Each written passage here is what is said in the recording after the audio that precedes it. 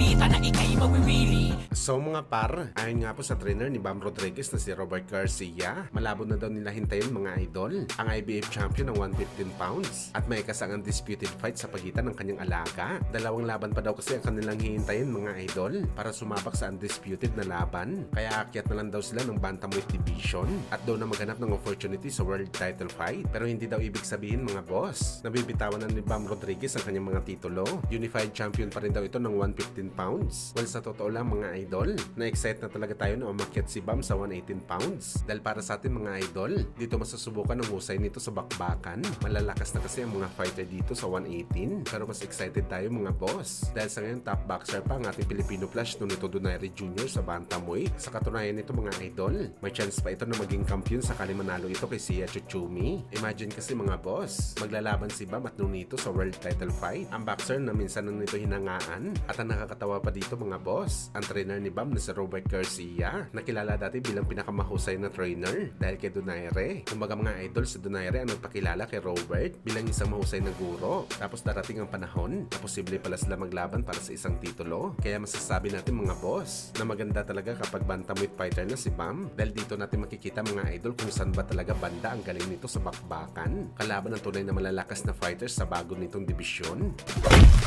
Sa kabilang banda naman mga idol, matapos nga po natin na-report na papaldo ng history ang ating pambansang hamao Manny Pacquiao kapag natuloy ang next na laban nito sa January at manalo ito sa bakbakan para maging kampiyon sa edad na 47 anyos. Lahat na matandang record makukuha ni Pacman sa boxing sports. Bagamat napag-alaman natin mga idol na hindi lang pala ito ang posibleng makuha ni Pacman kapag nagtuloy-tuloy ang laban nito sa 2026 dahil ang longest boxer na lumaban sa boxing sports na record ay posibleng gibain din ni Pacman. Sa mga hindi po kasi nakakaalam mga idol, si Bob Fitzsimmons ng England, isang light heavyweight fighter, ang humahawak ng record bilang pinakamatagal na boxer na lumaban sa sports ng boxing at Guinness Book of Record ito mga boss. Simula 1883 hanggang 1914, ang karera nito mga idol, 31 years at 2 months sa boxing sports. Pero ang kinagandahan dito mga idol, pwede ma-break ni Pacman ang record ni Fitzsimmons pagkalipas ng 5 buwan sa bakbakan. At bakit natin ito masasabi mga idol? Dahil sa January 2026 po mga boss, 31 years na si Pacman sa pro boxing. Nagumpisa kasi ito mga idol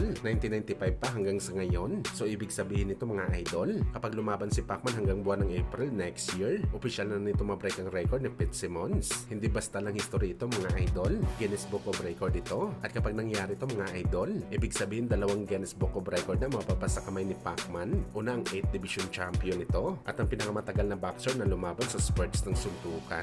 Baka merong magsabi mga idol na hindi valid ito kay Pacman dahil nagpahinga ito ng 4 na taon sa boxing. Pero kung titingnan mong duration ni Fitzsimmons, nagpahinga din ito ng 5 taon tapos gumawa ito ng comeback fight.